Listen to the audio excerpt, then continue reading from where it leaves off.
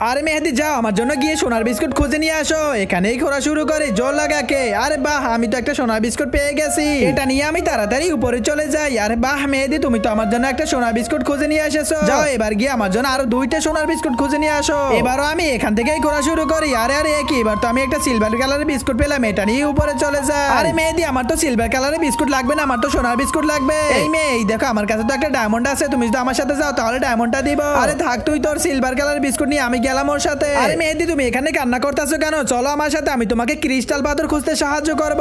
এখানেই ঘোরা শুরু করো। জোর লাগাকে, হেই চা, জোর লাগাকে। ইয়ে, আমি তো ক্রিস্টাল পাথর পেয়ে গেছি। তোমাকে অনেক অনেক ধন্যবাদ। এটাই তো সুযোগ। ইয়ে, আমি তো জলপরীকে পাকড়াও করে ফেলেছি। এবার তো বাজারে চড়া দামে বিক্রি করে দিব।